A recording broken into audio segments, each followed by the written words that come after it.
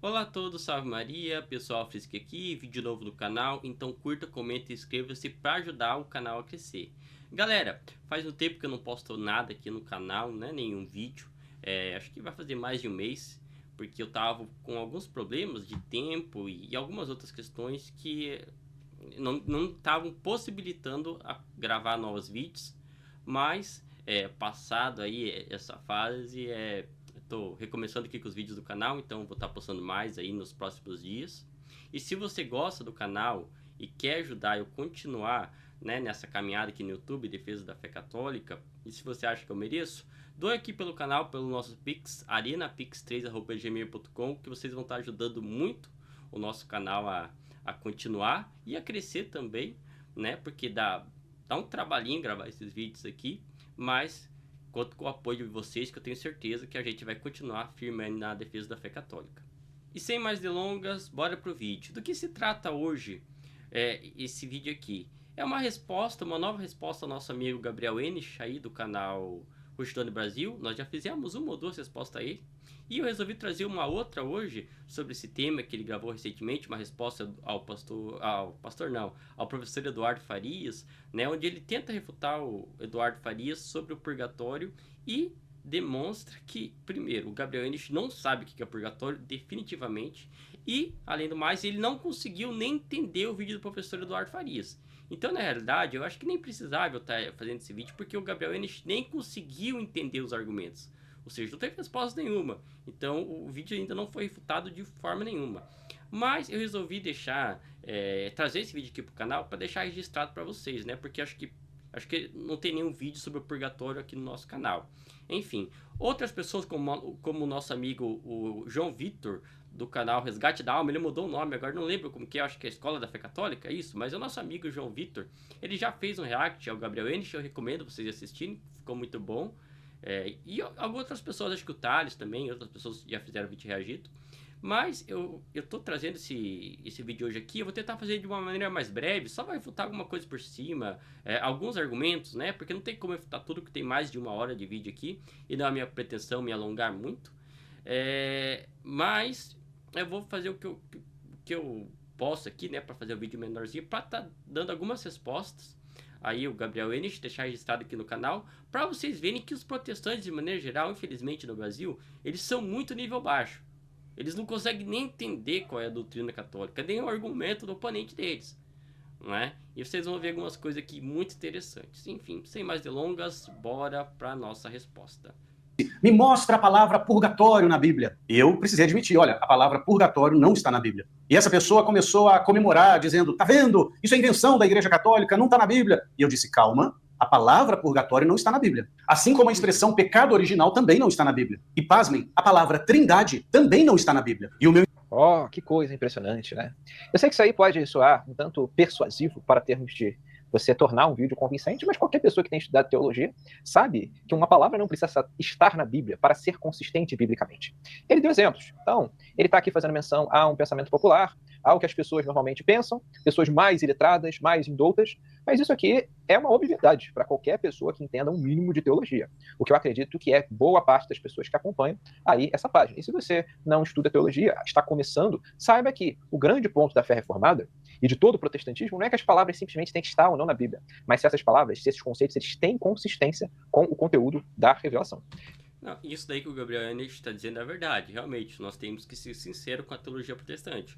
A teologia protestante não diz em momento nenhum que para eles acreditarem ou algo ser verdade do ponto de vista bíblico ou da fé, uma palavra, a palavra que define aquela doutrina necessariamente deve estar explicitamente, ou algo deve estar explicitamente, ou que algo deve estar explicitamente claro e nítido nas escrituras para ser verdade, né? O protestantismo, a doutrina, pelo menos da sua escritura, não afirma isso. Gabriel Enich está correto.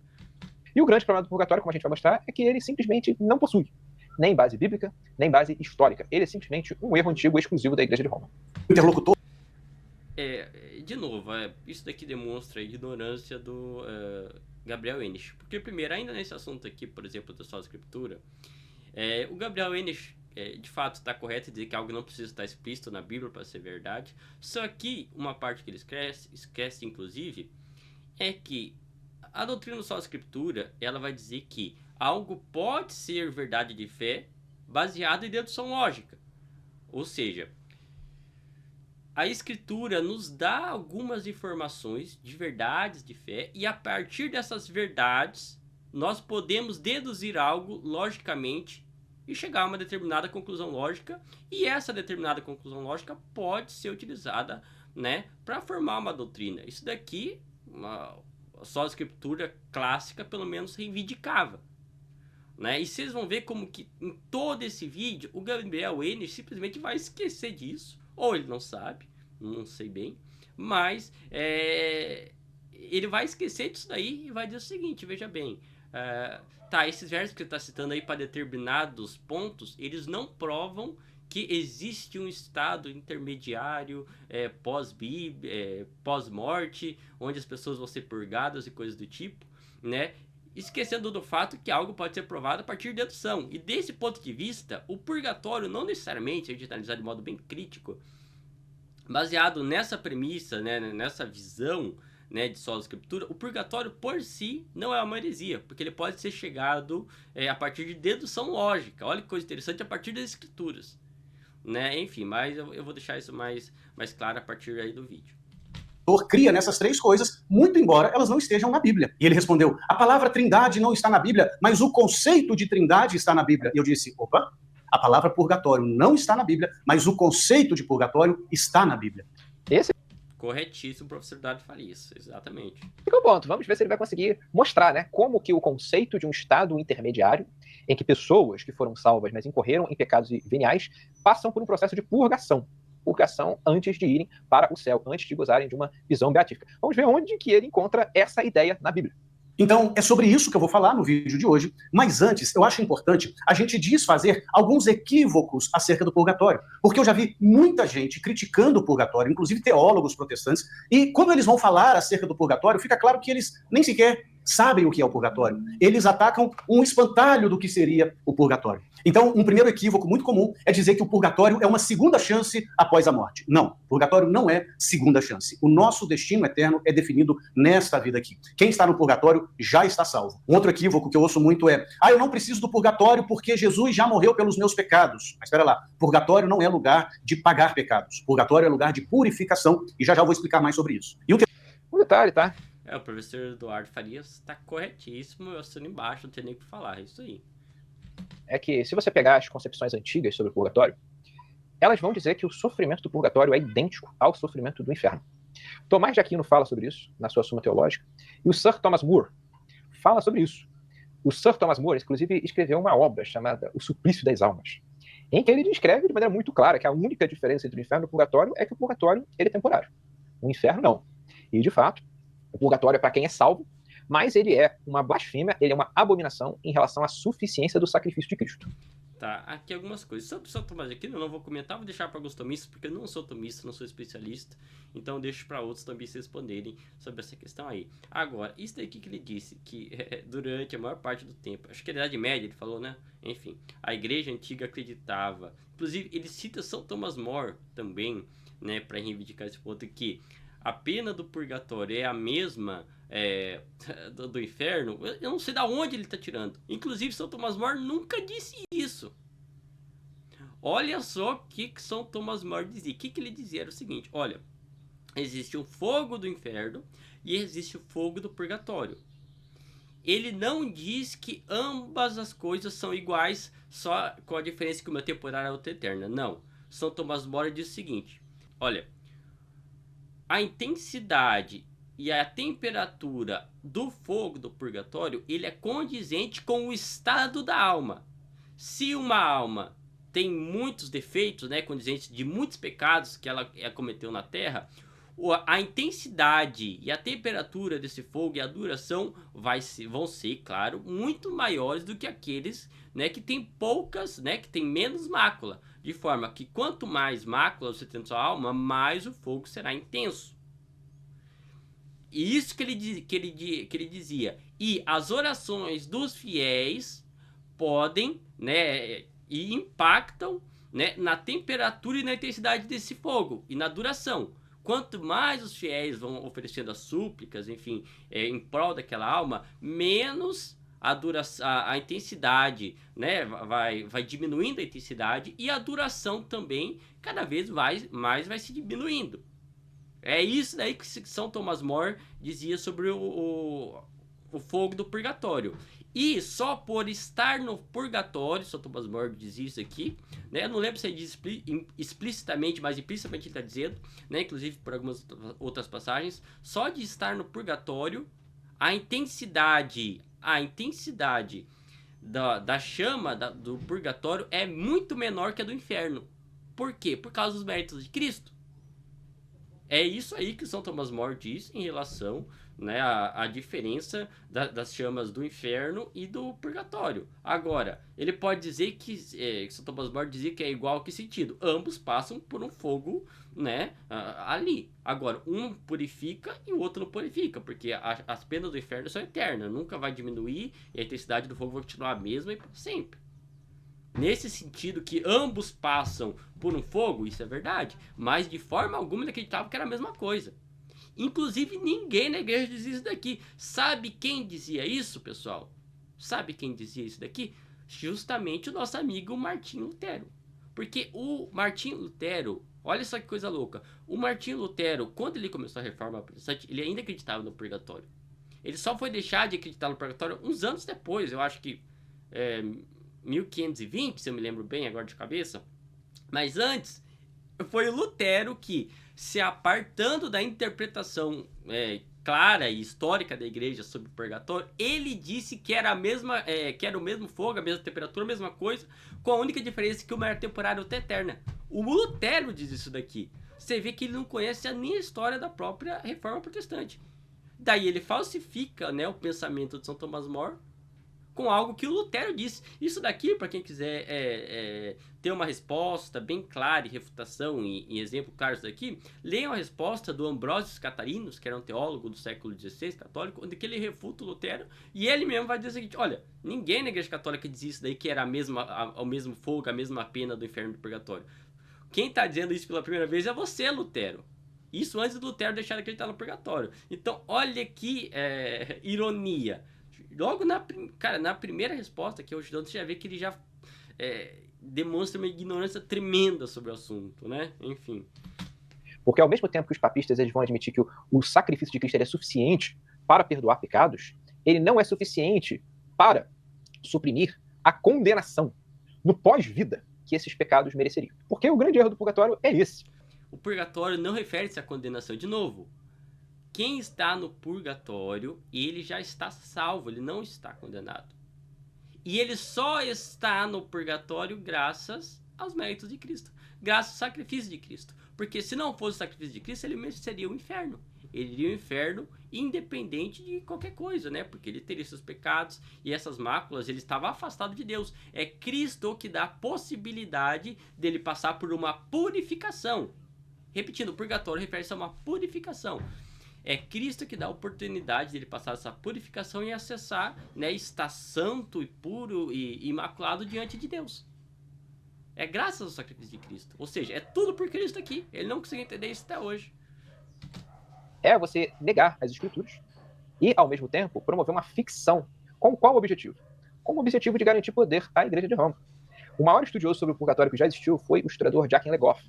E ele vai falar sobre como que o purgatório surgiu.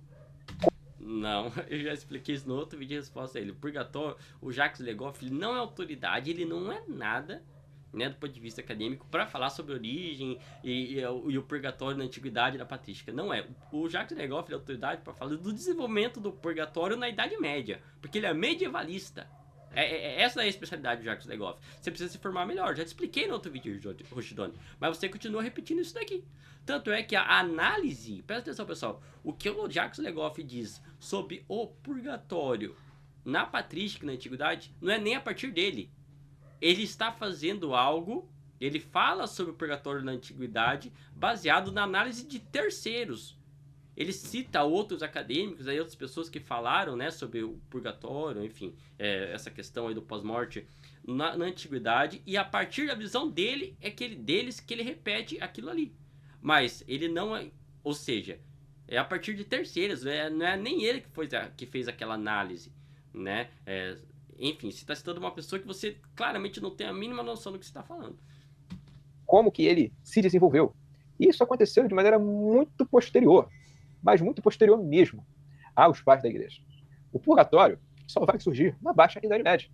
É em um contexto em que a igreja começou a especular sobre um estado pós-vida. A gente vai falar isso aí mais à frente, mas o que precisa ser dito é o seguinte, de fato, é preciso... Não, claro, o desenvolvimento da doutrina do purgatório, claro, isso foi algo que foi a partir da Baixa Idade Média, todo mundo sabe. Mas isso é simplesmente o desenvolvimento e a sistematização da doutrina, como foi em relação a todas as outras doutrinas da igreja. A própria Trindade. A Trindade, como a gente conhece hoje, ela precisou de séculos e séculos para chegar ao ponto que a gente conhece hoje. Pra vocês terem ideia, para a sistematização e desenvolvimento dela. E não é um negócio ponto passivo. Que, por exemplo, até hoje existe a diferença entre o Ocidente e o Oriente em relação à própria Trindade, em relação à posição do Espírito Santo, a questão da filioque. O Oriente não acredita na filioque, o Ocidente acredita que procede do Filho também, né? Ou seja, o chitonismo que você está falando não significa literalmente nada. Olha só, o ponto básico do calvinismo, que você tanto acredita, e eu vou citar mais pra frente, mas primeiramente eu já dou aqui eu falo anteriormente sobre esse ponto, né, agora, que é o seguinte, a própria doutrina do pecado original, que é uma das bases do calvinismo, cara, precisou de um bom tempo e séculos para se desenvolver. E para se calcar no Ocidente, mais ainda. É a partir do próprio Santo Agostinho, Santo Ambrósio, Santo Agostinho, que a visão do pecado original começa a se instalar no Ocidente. Mas isso foi mais para frente, ainda lá do período carolíngio. Porque não era ponto passivo até então. Ou seja, você está citando algo que você não consegue nem entender, que não quer dizer nada. Seus argumentos não querem dizer nada, Rushdono, não é? A gente entendeu o que a Igreja Católica Apostólica Romana diz sobre o purgatório para confrontá-la. Mas o que nós vamos ver aqui nesse react é que ela sustenta verdadeiros absurdos para sustentar essa crença. O terceiro equívoco é dizer que o purgatório é eterno. A pessoa vai ficar para sempre no céu, para sempre no inferno ou para sempre no purgatório. E isso também está errado. O purgatório não é eterno. O purgatório um dia cessará de existir e um dia todas as almas que estão no purgatório irão para o céu. Agora que eu já desfiz alguns equívocos acerca do purgatório, deixa eu ler para vocês a definição de purgatório segundo o Catecismo da Igreja Católica. Parágrafo 1030 do Catecismo. Os que morrem na graça e na amizade de Deus, mas não estão completamente purificados, embora tenham garantida sua salvação eterna, passam, após a sua morte, por uma purificação, a fim de obter a santidade necessária para entrar na alegria do céu. Parágrafo 1031, a Igreja denomina purgatório essa purificação final dos eleitos, que é completamente distinta do castigo dos condenados. Então, um ponto muito importante. Perceba, ele fala purificação. Purificação. Inclusive, você acreditar que é um fogo que purifica, não é nem algo obrigatório para o católico acreditar. Você acredita que a alma vai passar por uma purificação. Mas o fogo, existem opiniões, inclusive, se é de fato um fogo literal ou não, um alegórico, né? O que seria esse fogo que purifica mesmo, para vocês verem. Olha só, e Rushdono, ele vai ignorar essa definição da Igreja Católica e vai bater espantalhos, né? Principalmente no caso de Santo Agostinho, mas bora lá. É que a Igreja Católica Apostólica Romana, ela tem revisto a sua visão do purgatório. Vejam o que o Eduardo Faria acabou de ler. Ele leu o próprio Catecismo da ICAR, o parágrafo 1031, que diz que a purificação final dos eleitos é totalmente diversa do castigo dos condenados. O que, em si, é uma contradição com o que Sir Thomas More, com o que Tomás de Aquino falaram. Porque você viu que eu já expliquei que isso aqui é mentira, né? Porque o que é dito é que o castigo, o sofrimento do purgatório é idêntico ao do inferno. E hoje, talvez existam católicos romanos que ainda pensem nesses termos antigos. Termos que eram comuns no Concílio de Trento. Você pega, por exemplo, o Sir Thomas More, ele viveu o quê? No século XVI. O século XVI foi o século no qual a ICAR se diferenciou. Ela estabeleceu a tradição como pilar, estabeleceu o magistério romano como pilar, coisa que a gente já falou aqui várias e várias e várias vezes.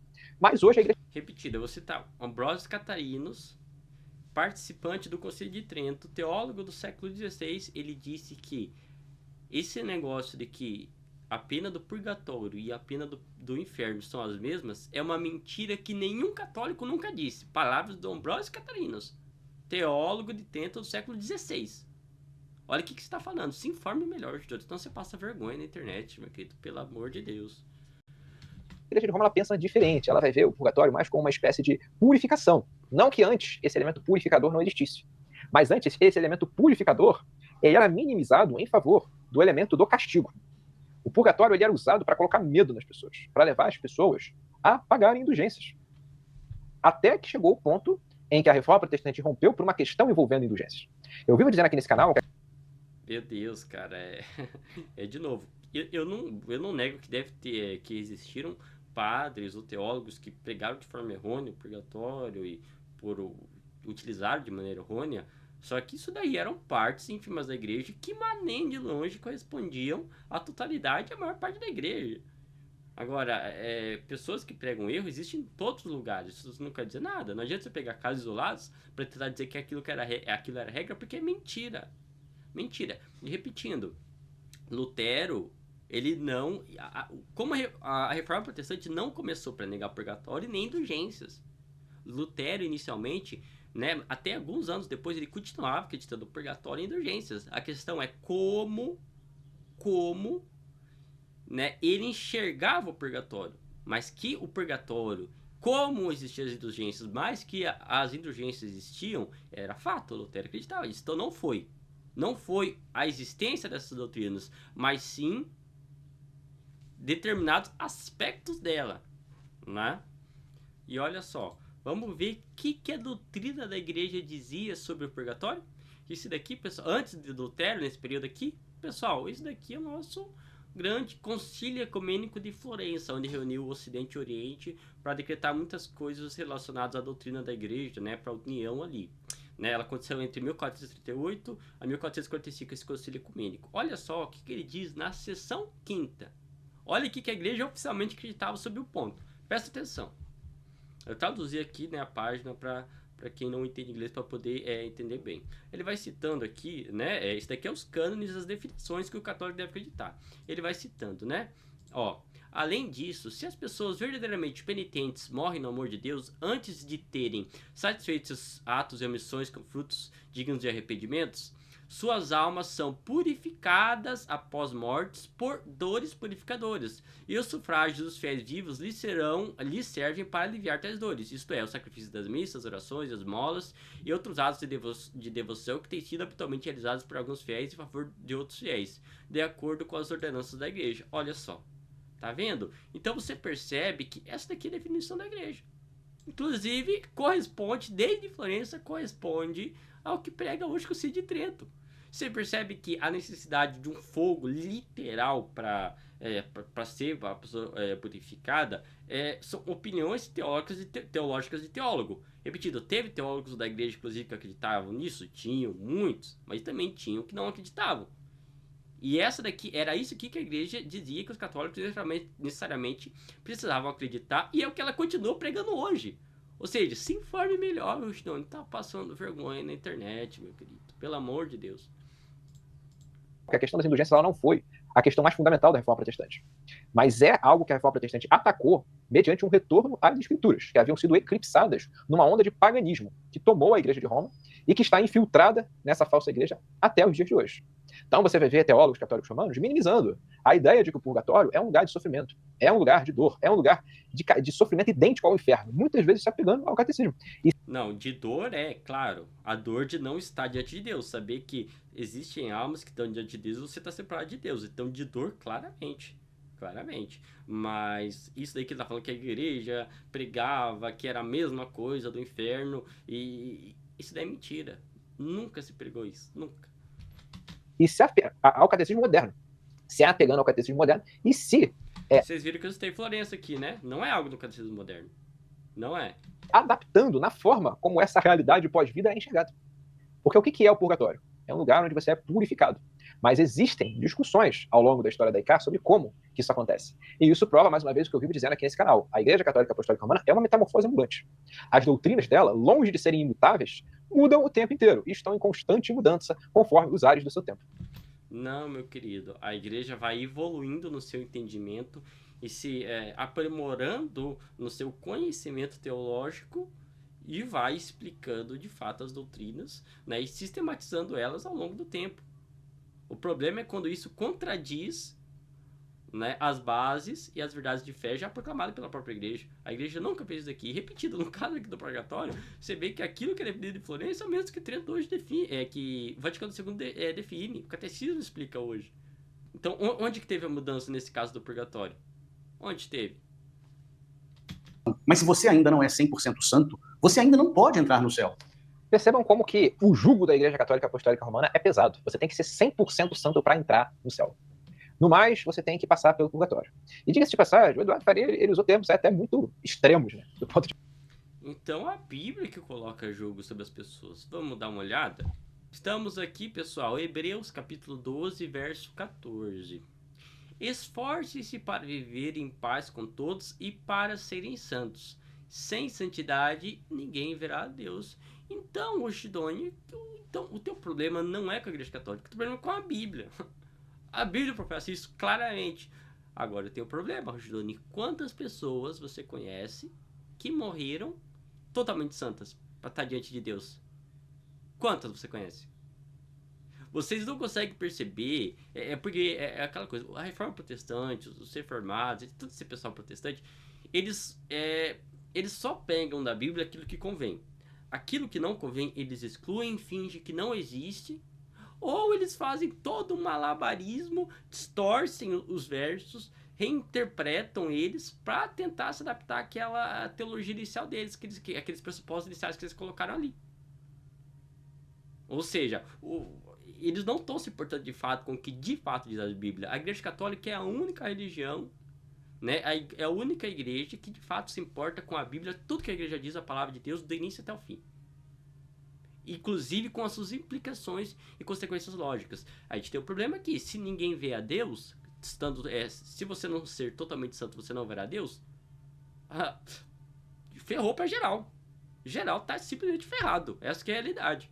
E é por isso que o Chidoni, baseado no próprio princípio da reforma protestante, né, da sua escritura, você pode deduzir verdades de fé a partir de outras verdades de fé que a própria escritura nos dão.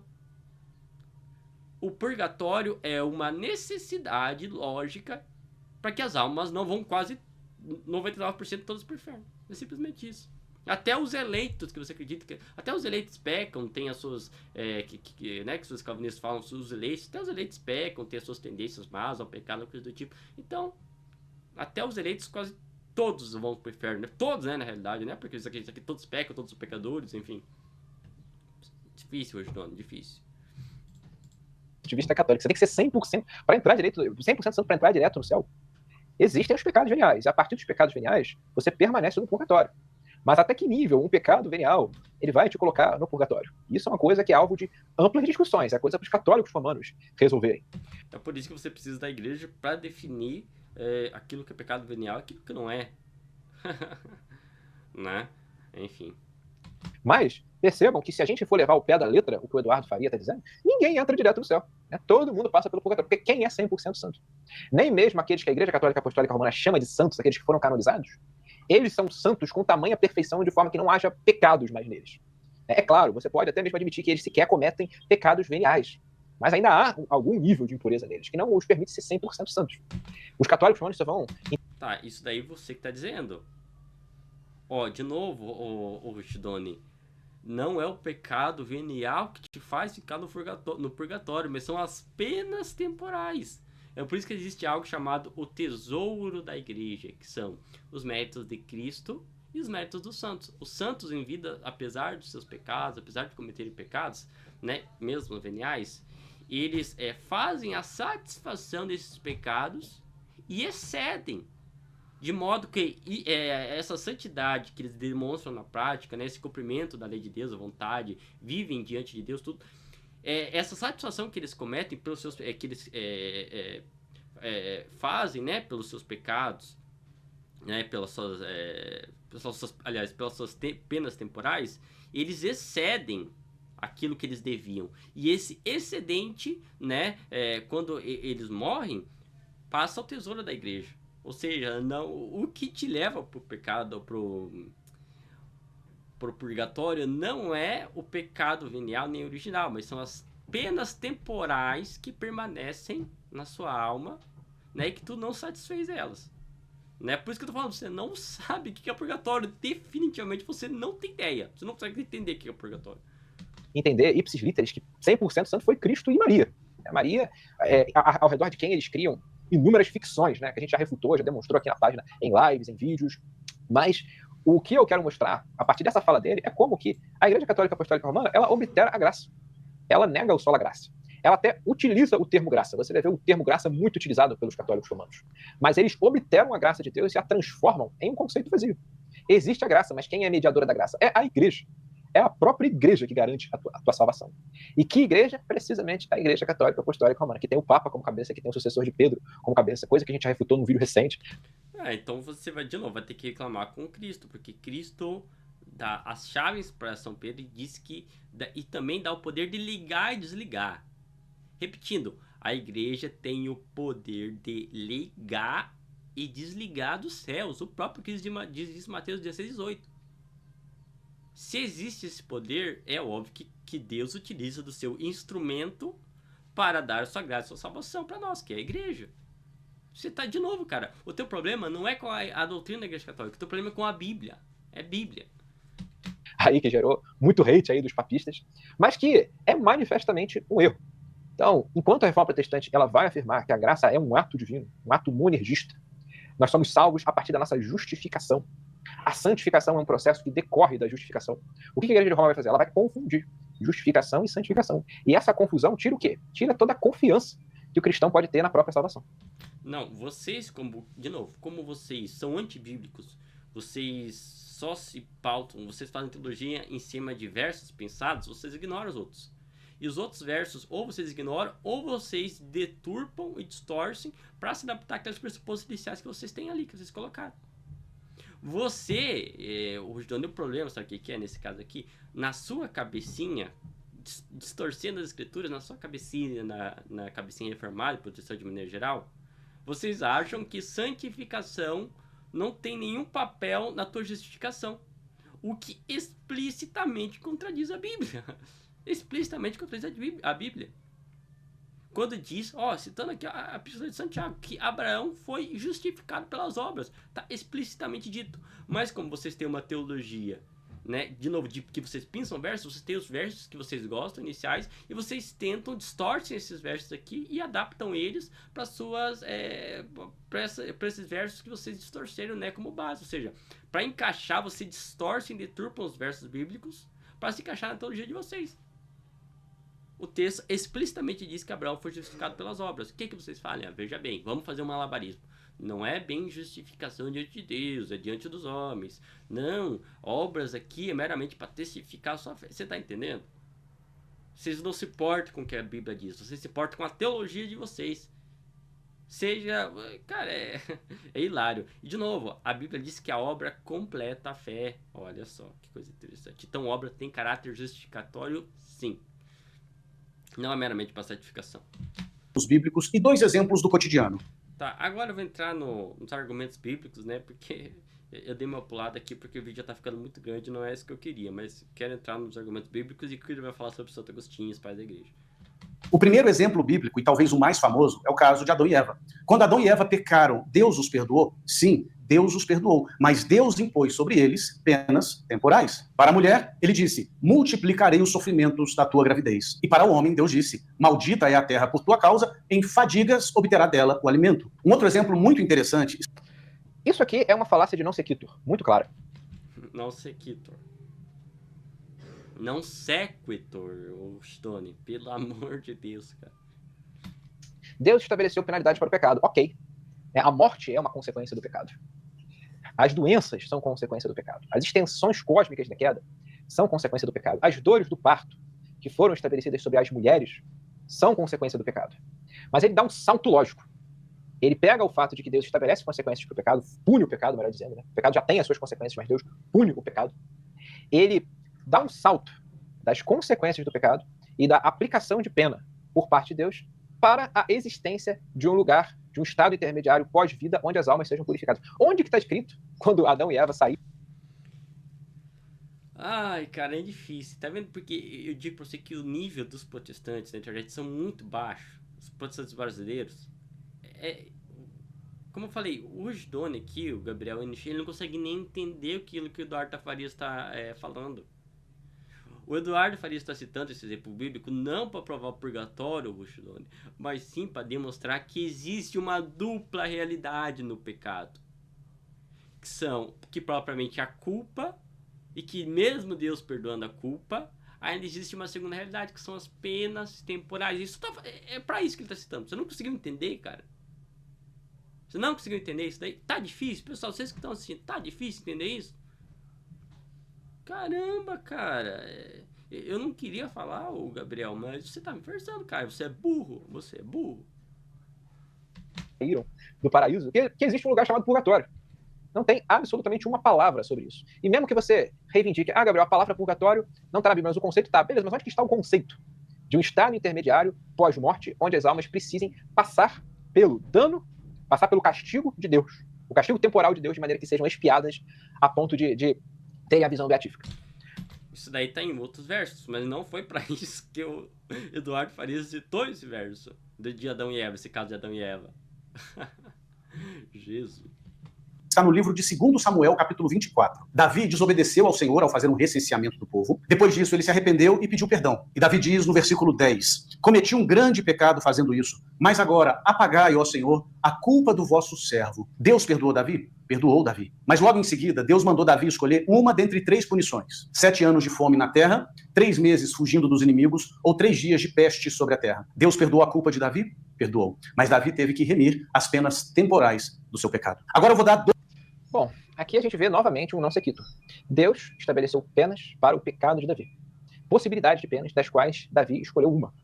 Aqui não existe uma única palavra sobre um estado intermediário onde as almas manteriam a necessidade de satisfazer esses castigos para entrar no céu. Muito pelo contrário. De novo, Stone, você é burro, cara. Você é burro. Desculpa falar isso aqui pra você, cara, mas é a conclusão lógica. De novo, ele não está citando o verso para falar do purgatório, mas sim que existem penas temporais por causa, em consequências de um pecado, que é diferente da culpa do pecado. E que essas penas temporais precisam ser satisfeitas. Meu Deus, cara, parece que a gente tem que desenhar, sabe? Tipo, como se fosse uma criança mesmo, sabe? Esse é o nível da apologética protestante. Pessoal, e eu vou dar mais um exemplo aqui para vocês. Olha o que diz Ezequiel 18, que é muito claro para vocês entenderem bem essa questão. Olha aqui, pessoal, estou aqui com Ezequiel, capítulo 18. Eu vou ler aqui a partir do verso 26. Desviando-se o justo da justiça e cometendo iniquidade, morrerá por ela. Na iniquidade que cometeu, morrerá. Iniquidade, né? E agora, olha o que diz o verso 27. Mas, convertendo-se o ímpio da impiedade que cometeu, aqui já fala do perdão de Deus, né? E, presta atenção, mas convertendo-se o ímpio da impiedade que cometeu e procedendo com retidão e justiça, conservará este a sua alma em vida.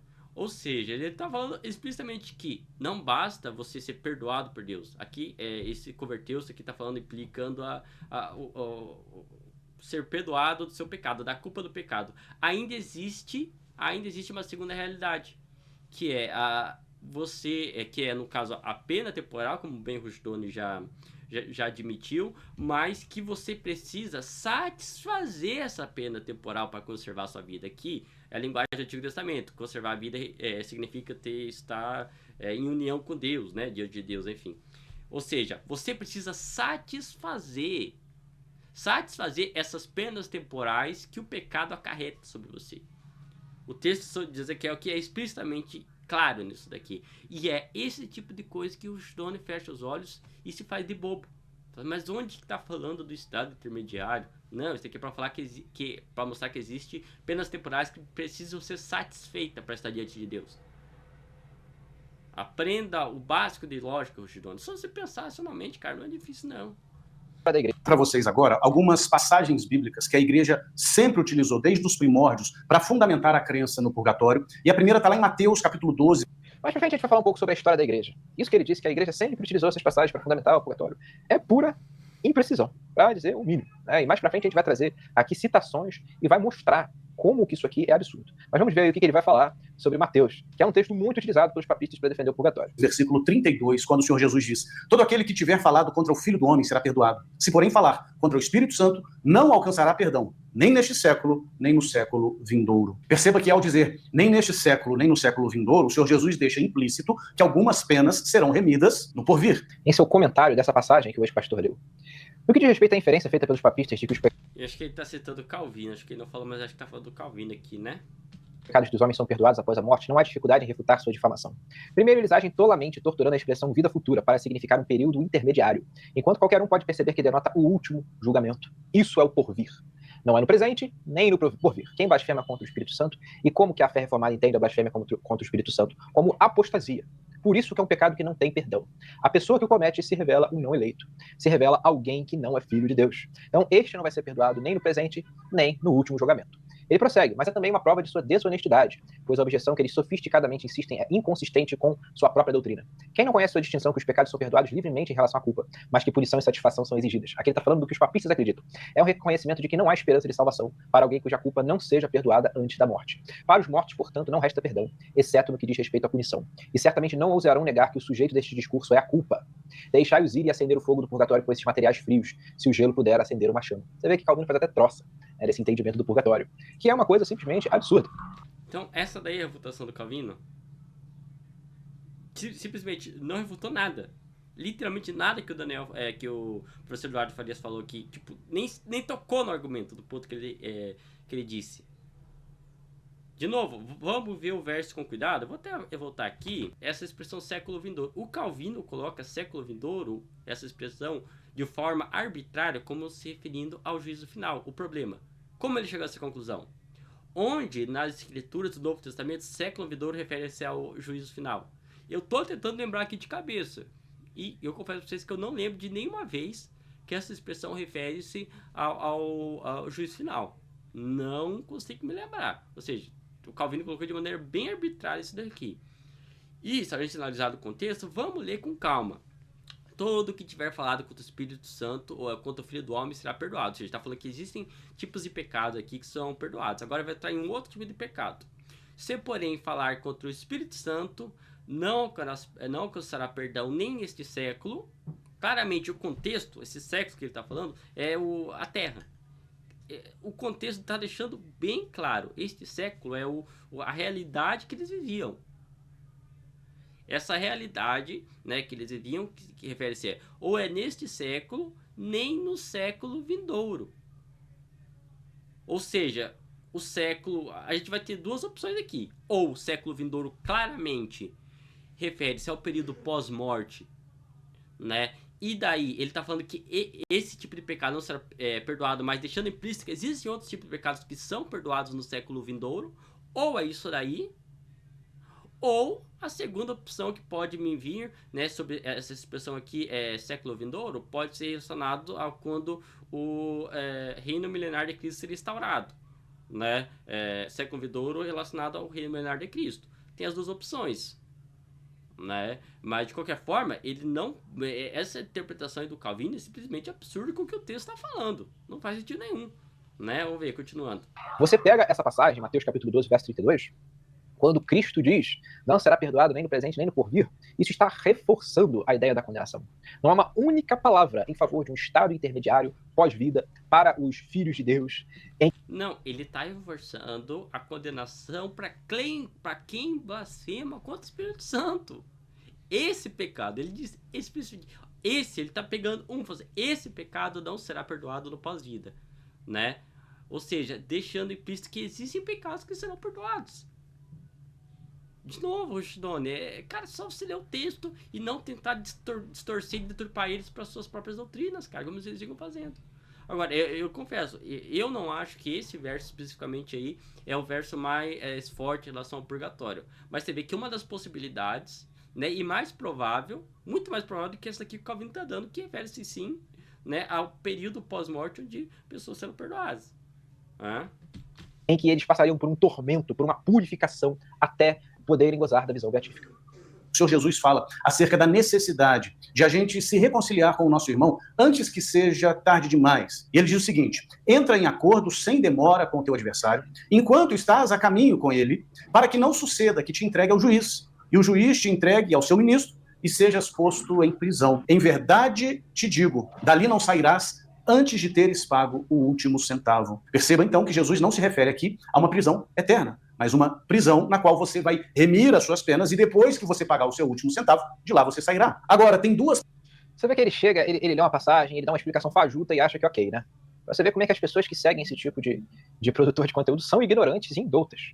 Olha o que João Calvino vai dizer em resposta a essas ideias. Para aqueles que acham que Calvino não refutou ninguém, né? Foi só o Bellarmino que respondeu ao Calvino, foram os católicos que responderam e refutaram. Se você pegar o que a tradição reformada fez com o catolicismo romano, eu aqui cito Calvino, Turrentin, um ou outro escolástico, mas se você pegar e ler o que a reformada fez com a Igreja Católica Apostólica Romana, foi assim, foi um massacre completo, estapafúrdio. Infelizmente, eu não sei de onde você inventou isso daqui. Eu acho que com certeza você não leu essas obras que você está falando aí. Cara, o que o Bellarmino fez? Refutou completamente o Calvino. O Thomas Stapleton, que eu já citei, acabou com o Calvino. Acabou com os reformados. Thomas Stapleton, que era um teólogo católico inglês ali do século XVI e XVII, e ele simplesmente era o terror dos reformados protestantes de maneira geral, né? Então ele acabou com esses caras. O Turrentino, ele falou que Turrentin, não sei como pronuncia, geralmente você pronunciava Turrentino, eu já li partes da obra dele, né, o Compêndio Teológico de Teologia. Cara, aquilo ali é risível. É argumento de criança, juro pra você, é argumento de criança. A pessoa se contradiz a cada linha. Se você pegar, e outra coisa, qualquer dia desse eu vou pegar os argumentos que o Giudoni coloca aqui e comparar com o que o Turrentini disse, você vai ver que o Turrentini contradiz e refuta o Rushdoni.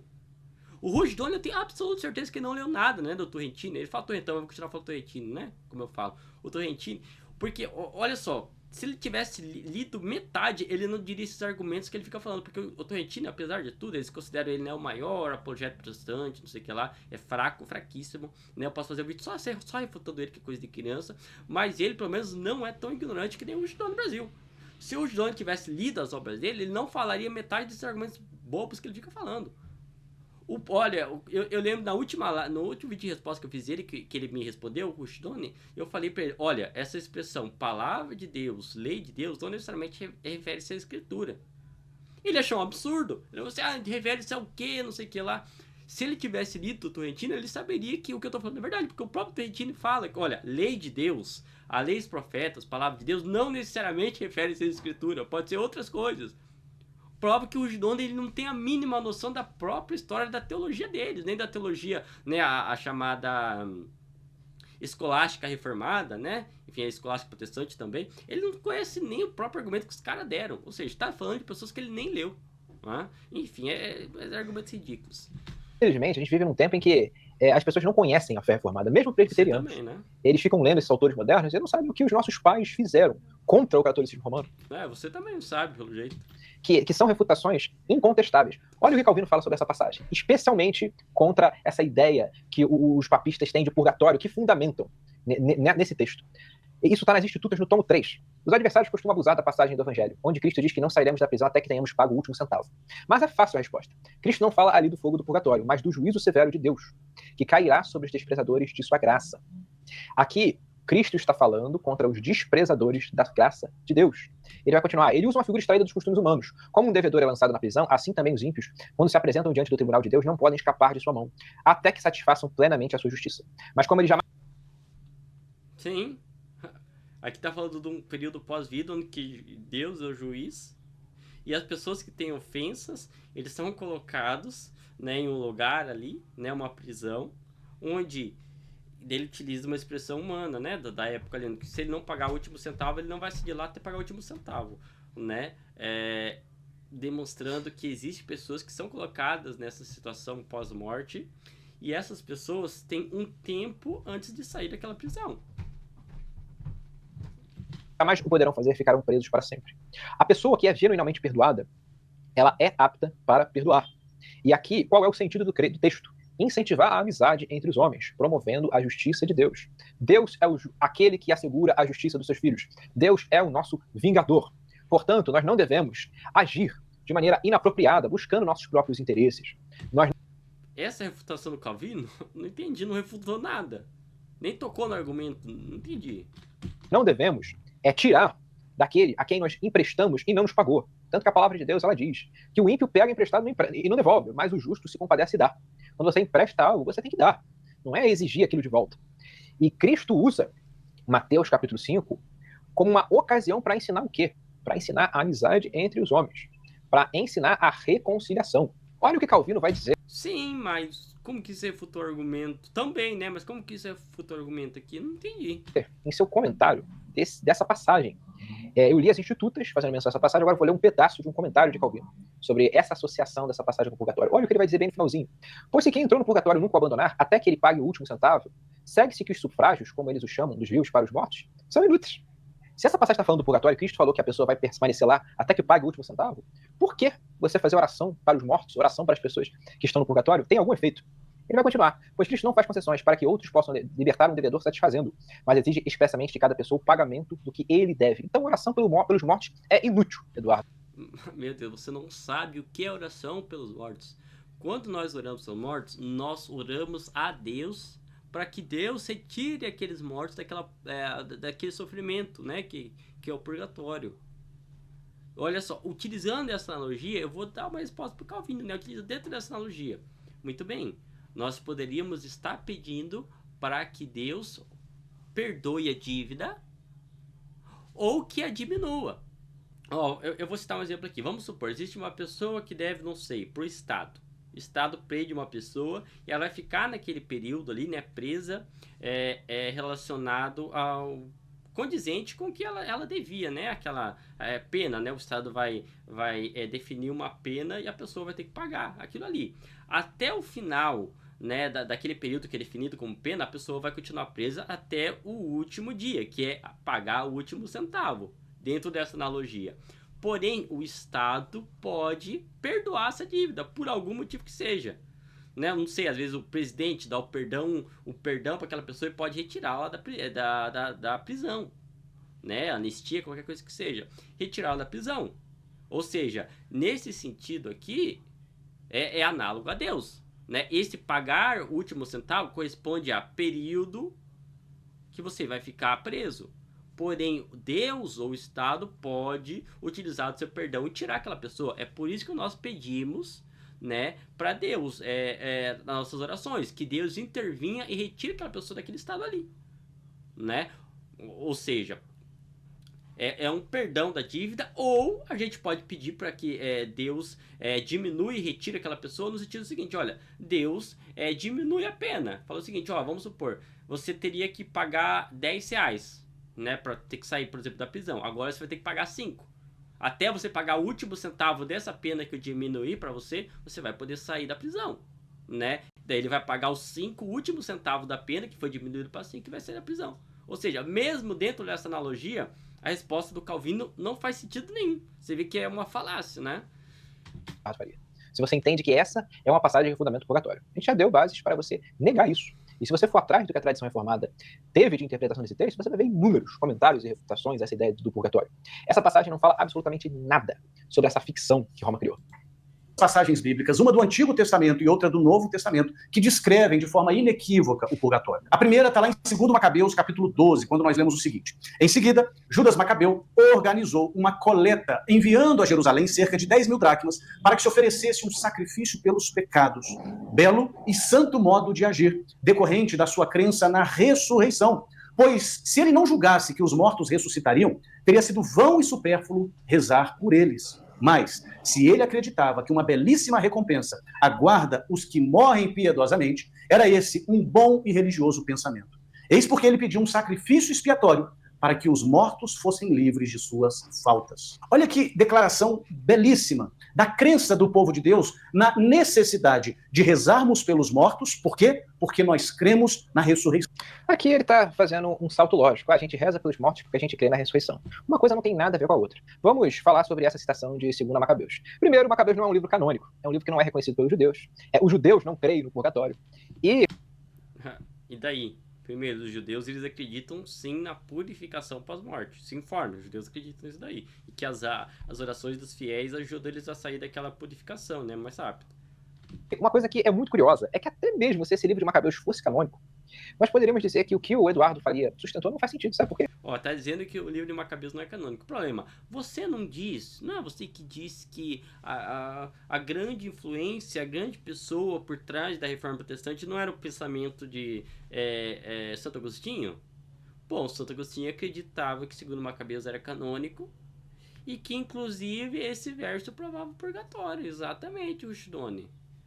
Olha só, aqui ó, o cuidado devido aos mortos. Eu traduzi aqui, desde a última resposta que eu tinha já citado esse texto por Shdone, então eu vou utilizar de novo, ó. No cuidado devido aos mortos, né, o que diz Santo Agostinho.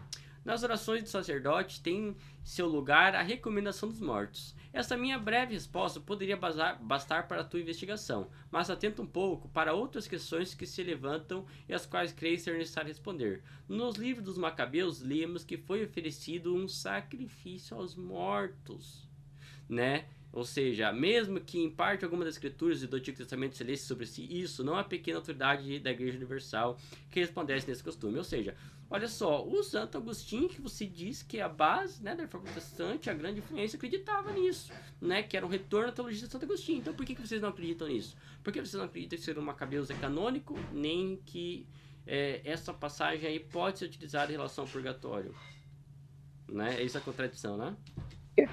Porque de onde que você tira que o que Judas fez está correto?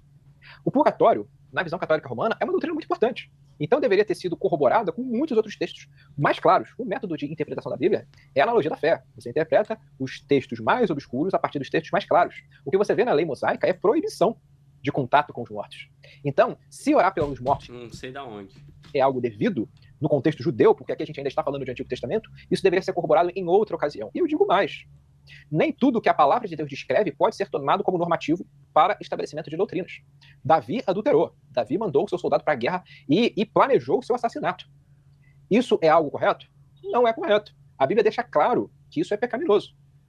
Você vê, as filhas de Ló tiveram uma relação incestuosa com ele, da qual nasceram os patriarcas de Moabe e dos Amonitas. Isso é uma coisa que a Bíblia fala em tom positivo? Não.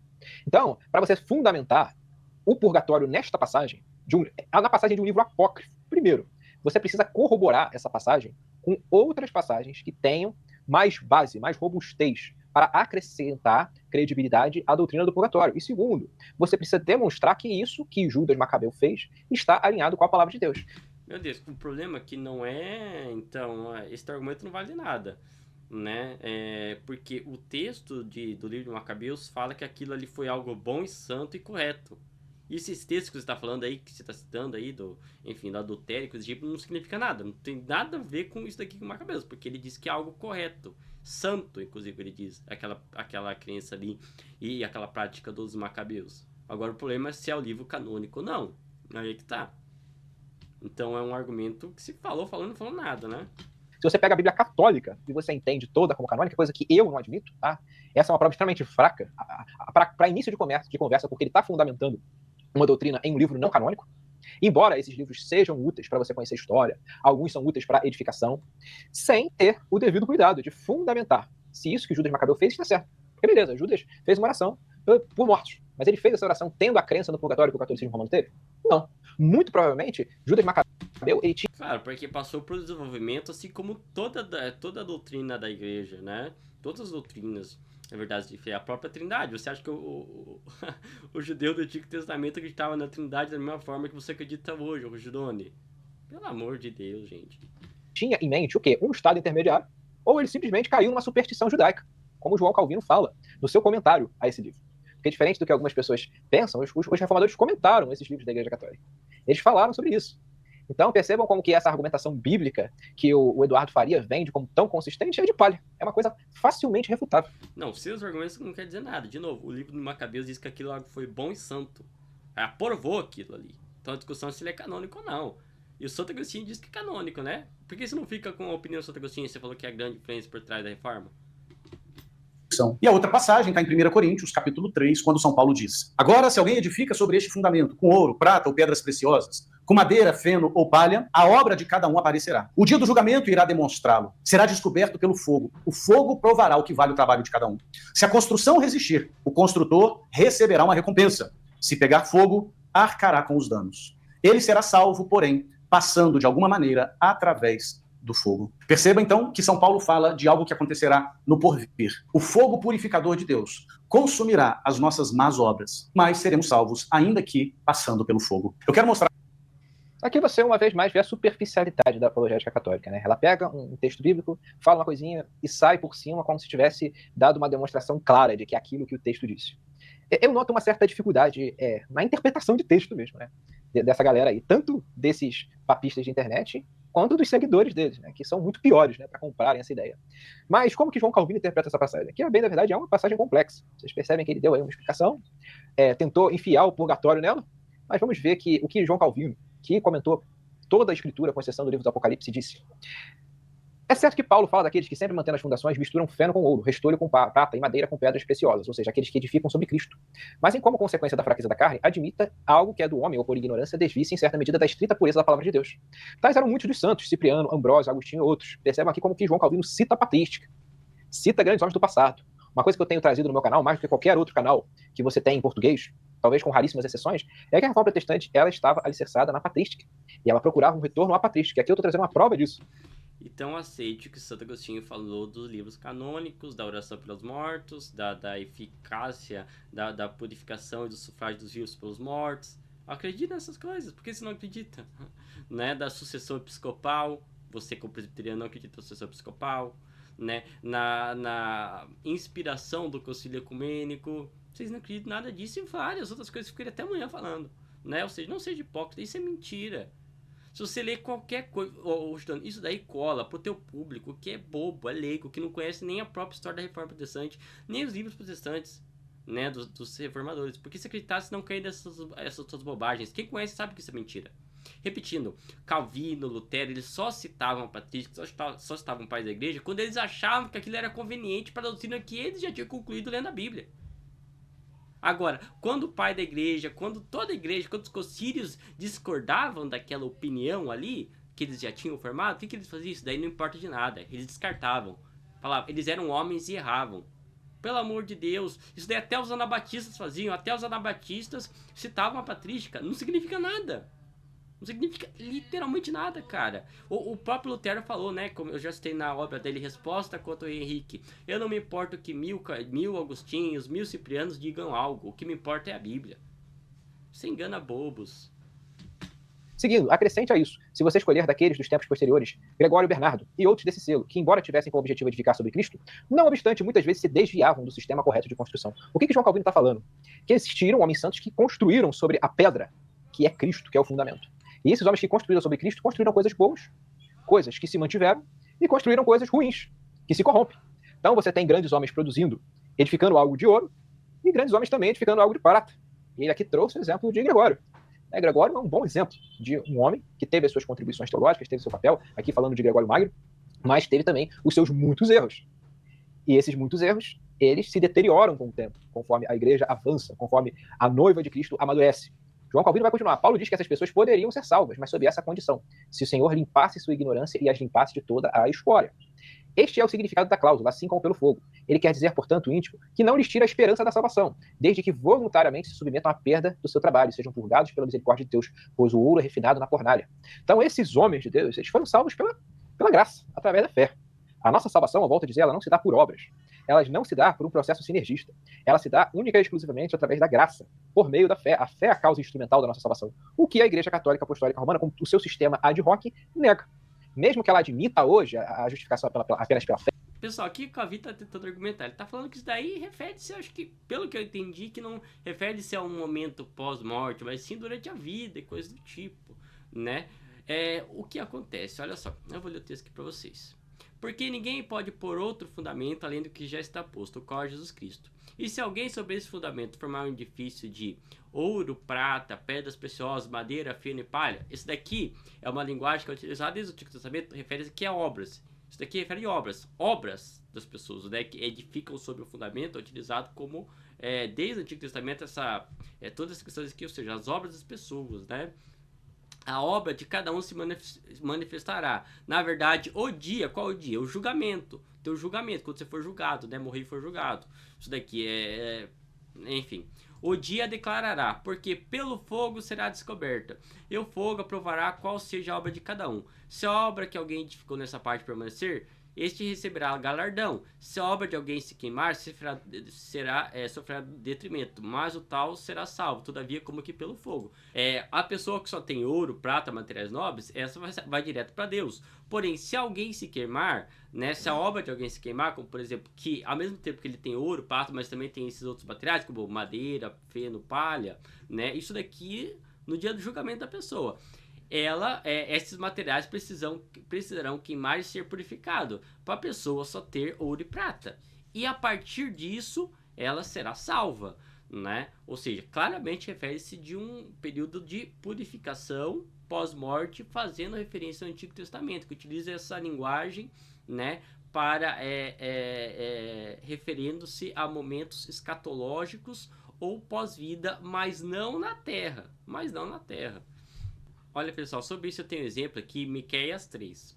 Olha aqui que diz: eis que eu envio o meu mensageiro, que preparará o caminho diante de mim, e de repente virá ao seu templo o Senhor, a quem vos buscais, e o mensageiro da aliança, a quem vós desejais, eis que ele vem, diz o Senhor dos Exércitos. Mas quem suportará o dia de sua vinda? E quem subsistirá quando ele aparecer? Porque ele será como fogo de ourives e como sabão dos lavandeiros, e assentar-se-á como fundidor e purificador da prata, e purificará os filhos de Levi, os refinará como ouro e como prata. Então ao Senhor trarão a oferta e justiça.